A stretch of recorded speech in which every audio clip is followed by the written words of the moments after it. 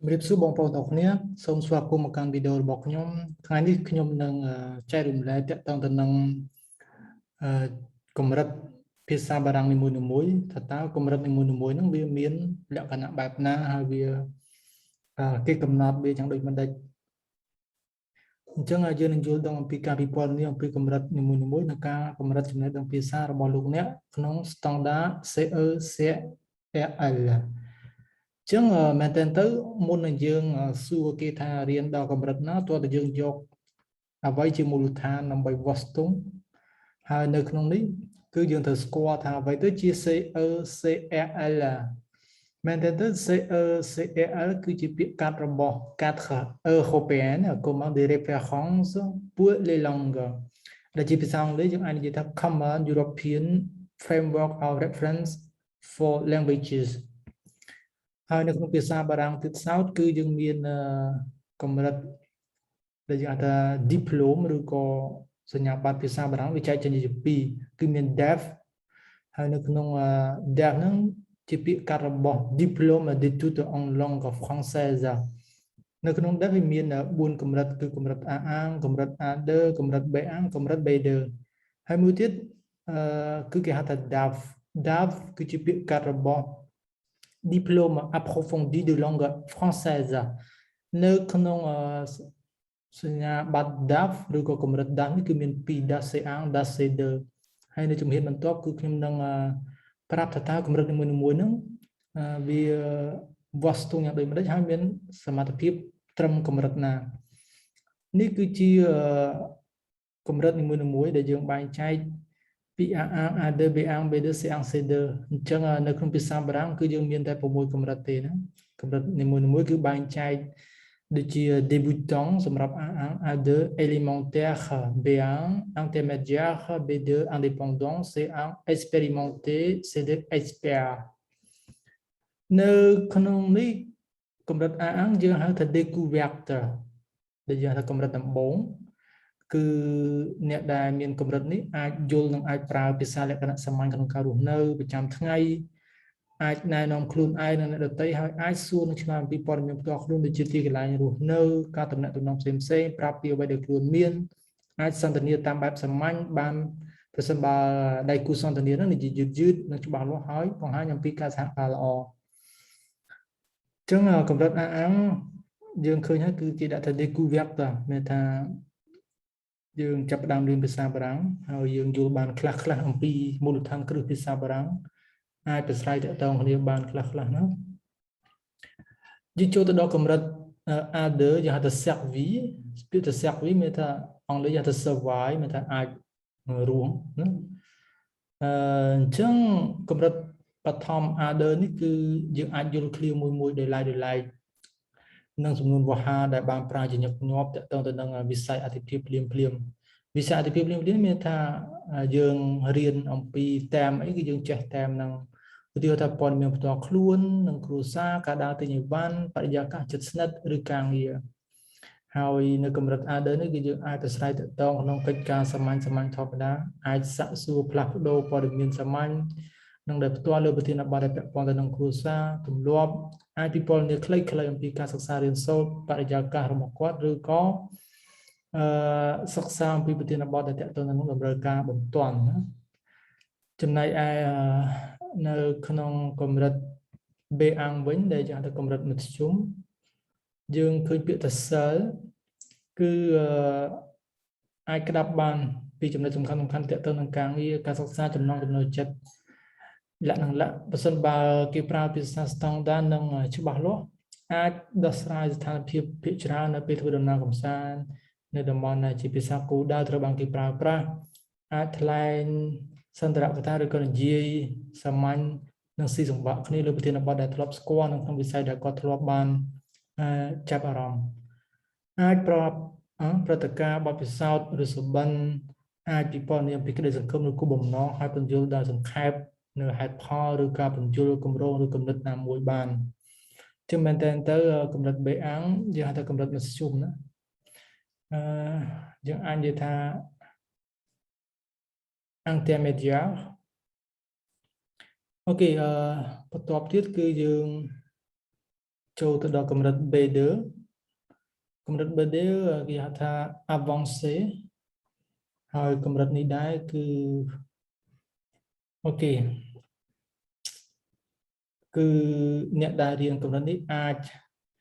យល់អំពីមេត្តាសំខាន់នៅប្រធានបទជាក់ស្ដែងឬអរូបីនៅក្នុងអត្ថបទស្មុគស្មាញរួមទាំងការពិភាក្សាបច្ចេកទេសក្នុងជំនាញរបស់ខ្លួនអាចប្រស្រ័យទាក់ទងដោយខ្លួនឯងនឹងដោយងាយស្រួលដូចជាការសន្ទនាជាមួយជនជាតិបារាំងដោយគ្មានភាពតានតឹងណាមួយអាចនិយាយក្នុងលក្ខណៈច្បាស់លាស់និងលម្អិតលើប្រធានបទជាច្រើនអាចផ្ដល់ជាយោបល់លើបច្ចុប្បន្នភាពនិងពិភាក្សាអំពីគុណសម្បត្តិនិងគុណវិបត្តិនៃលទ្ធភាពផ្សេងៗអញ្ចឹងបន្តពីកម្រិត B2 ទៅគឺយើងមានកម្រិត C1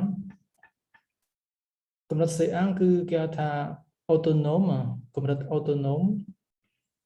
អញ្ចឹងកម្រិតនេះគឺអាចយល់បាននៅអត្ថបទទូលំទូលាយនិងវែងឆ្ងាយ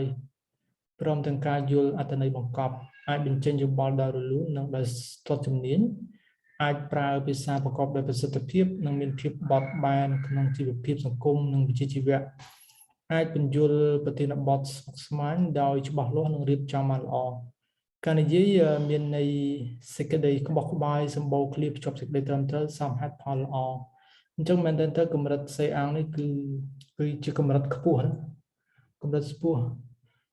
ពីព្រោះវាគេហៅថា autonome នៅក្នុងការប្រឡងយកកម្រិតនេះក៏មានការលំបាកដែរណាទៀតទៅកម្រិតមួយទៀតជាកម្រិតចុងក្រោយគឺកម្រិត maîtrise គឺកម្រិត C2 ចឹងកម្រិត C2 គឺអាចយល់បានដោយគ្មានការប្រឹងប្រែងមានន័យថាភាសាបារាំងរបស់គាត់ណាគឺជ្រៅជ្រះខ្លាំងចឹងយល់ដែលមិនបាច់ខំប្រឹងមានថាយល់ស៊ីជម្រៅណាលំអិតយល់ពីអ្វីដែលបានអានយល់ពីអ្វីដែលបានស្ដាប់ណាអាចសង្ខេបបានក្បោះក្បាយសមហេតុផលល្អនៅព្រឹត្តិការណ៍ផ្សេងៗនិងផ្ដល់ចំណេះអំណាងពីប្រភពផ្សេងដូចជាឯកសារសរសេរដូចជាសម្លេងអាចបញ្ចេញមតិដោយស្វាហាប់យ៉ាងស្ទាត់ជំនាញនិងជាក់លាក់ហើយអាចបញ្យល់ភាពខុសប្លែកគ្នានៃអត្ថន័យទៅក្នុងប្រធានបទស្មុគស្មាញថែមទៀតផងហើយនៅខាងក្រោមនេះគឺជាការបញ្យល់កម្រិតនីមួយៗជាភាសាបារាំងអញ្ចឹងយើងសិក្សាទាំងអស់គ្នា Niveau découverte peut comprendre et utiliser des expressions familières et quotidiennes ainsi que des énoncés très simples qui visent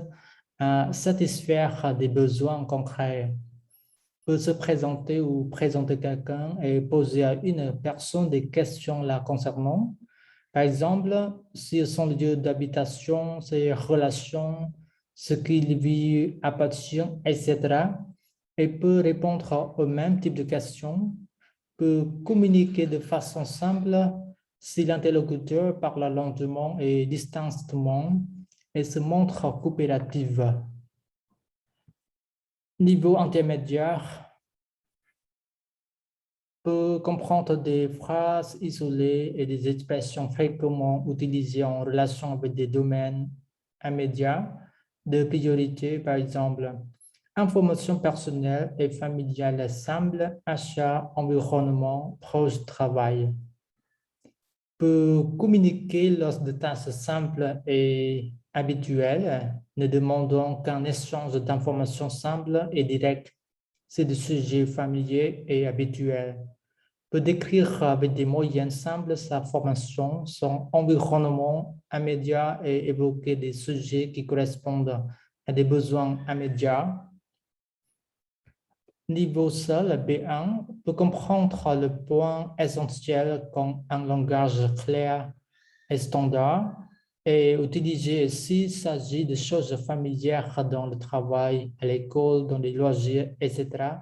Peut se débrouiller dans la plupart des situations rencontrées en voyage dans une région où la langue cible est parlée, peut produire un discours simple et cohérent sur des sujets familiers et dans ce domaine d'intérêt, peut raconter un événement, une expérience ou un rêve, décrire un sport, où un but est exposé brièvement des raisons ou implications pour un projet ou une idée. Niveau avancé. Pour comprendre les contenus essentiels de sujets concrets ou abstraits dans un texte complexe, y compris une discussion technique dans sa spécialité, peut communiquer avec un degré de spontanéité et d'essence. Dès qu'une conversation avec un locuteur natif ne comporte de tension ni porte l'un ni pour l'autre, peut s'exprimer de façon claire et détaillée sur une grande gamme de sujets, émettre un avis sur un sujet d'actualité et exposer les avantages et les inconvénients de différentes possibilités. Le niveau autonome C1 peut comprendre une grande gamme de textes longs et exigeants, ainsi que saisir des significations implicites, peut s'exprimer spontanément et couramment sans trop apparemment devoir chercher ses mots, peut utiliser la langue de façon efficace et souple dans sa vie sociale, professionnelle ou académique, peut s'exprimer sur des sujets complexes de façon claire et bien structurée et manifester son contrôle des outils d'organisation, d'articulation et de cohésion de discours. Niveau maîtrise C2, peut comprendre sans effort pratiquement tout ce qu'il ou elle lit ou entend, peut restituer faits et arguments de diverses sources écrites et orales en les résumant de façon cohérente, peut s'exprimer spontanément, très couramment et de façon précise et peut rendre distinct de fines nuances de son en rapport avec des sujets complexes. Voilà, merci.